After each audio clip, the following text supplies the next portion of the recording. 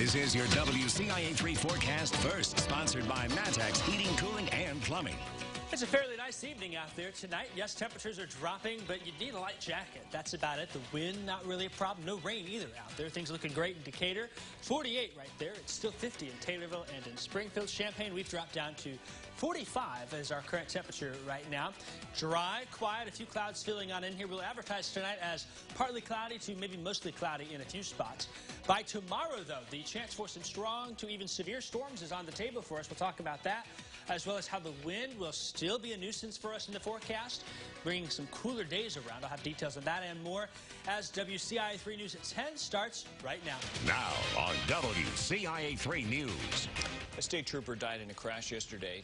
How Todd Hanneken was honored today as he made the journey home. And a church building is gone after an early morning fire, but its pastor says that doesn't mean it's destroyed. Plus, high school football is getting in the swing of a spring season. Some teams are hitting the field for the first time tonight. You're watching your local news leader. This is WCIA 3 News at 10. That's a look from earlier today at a funeral procession for a state trooper. Good evening. I'm Paul Cicchini. And I'm Jessica Coons. People gathered across central Illinois to pay their respects to state trooper Todd Hanneken. He died yesterday after a single vehicle crash on Route 10 in Bonneville. WCIA 3's Bryce Beeman joins us. And Bryce, you were at that funeral procession today. Yeah, people were up and down Main Street to Route 121 in Mount Zion to honor state trooper Todd Hanneken.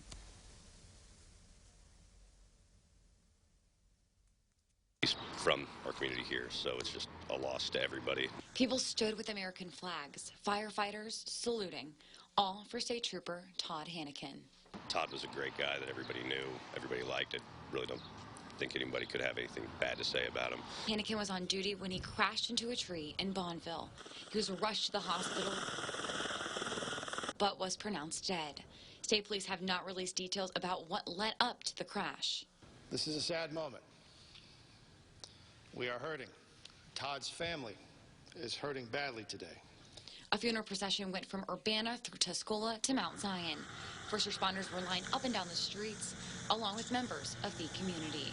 It's a real emotional thing because of the sad side of it, but it's also it builds you up. It makes you feel better on the inside. It's kind of refreshing to see the number of people that were lining the highway out there paying their respects, people stopping and getting out of their cars.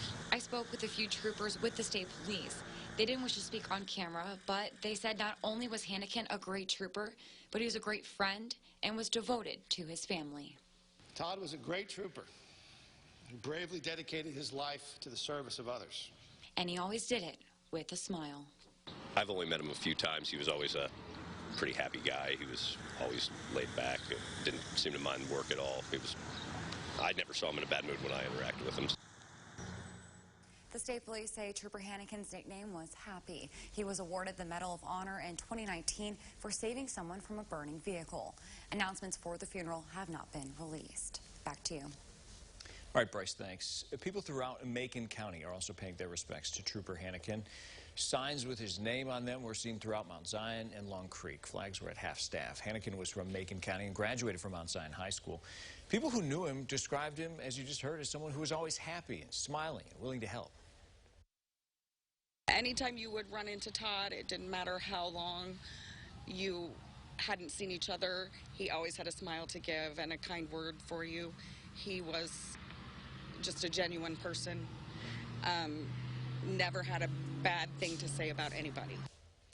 Hanneken was 45 years old. He was a husband and father of 2. More people are honoring lives lost, this time for the Asian American women who were killed in a mass shooting in Atlanta.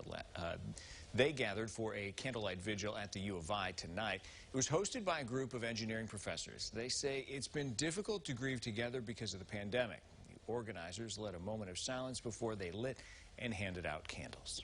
New for you tonight, Champaign police are searching for 2 men accused of shooting guns on North Prospect Avenue. Police were called to the area near Francis Drive on March 6th for shots fired. No one was hurt, but police are now searching for 22-year-old Terrence LaRue of Urbana and 26-year-old Davianta Fairman of Champaign. LaRue is wanted for aggravated discharge of a firearm and Fairman for aggravated fleeing. If you have any information, you're asked to call police. Fire destroyed a church in Douglas County this morning. This happened at the Sunnyside Mennonite Church in Chesterville. The Arthur Fire Chief says flames were through the roof when they got there. Nobody was hurt. The church pastor says the congregation is made up of 150 people. This is not the church. I mean, what you see is a building that has burned and collapsed, but the church is still alive. And we're going to rise up and continue worshiping. The chief says that fire started in the north end of the church, but the state fire marshal is still determining an exact cause. In other news, new case numbers are up for COVID-19 infections. Today's the first day since February 6th. New cases broke the 3,000 mark. Also up, the number of hospitalizations. There are now more than 1,300. The last time we saw those numbers, at the end of February, 33 additional deaths were announced. The positivity rate continues to creep up and is now at 3.3%. More than 126,000 people were vaccinated yesterday. 1.9 million people in the state are now fully vaccinated, which is more than 15% of the population. Now for an update, Champaign County will soon have access to grant money, at least until May. The county is behind on its 2019 audit to the state. It was first due in December 2020, and it isn't done. It has stopped payments in grant money from several state agencies. Now the audit due date has been extended to the end of the month, and the state allows for 2 separate 15-day grace periods after that. Football isn't the only sport going on right now. Who else had season openers tonight? Plus, it's also the start of another season tonight. And to get a good seat here, all you needed to do was bring your car. People looking forward to getting out, enjoying some of that. But we've got some weather to keep an eye on. Yeah, I don't think we're going to have anything like in the movie Twister. Nothing like that. But, Good. I always get a laugh about that. We do have the chance for a few strong storms, though, going into tomorrow. I think the main threat going to be hail and wind. This is what our Storm Prediction Center outlook looks like as of the latest update this afternoon. This will be refined late tonight, and by tomorrow morning at 8 a.m., I expect that yellow area, level 2 slight risk, probably lifts up a little more to the north. Still, though, we'll break down the threat, talk about the timing of some showers and a few storms, and have your 7-day forecast coming up after this.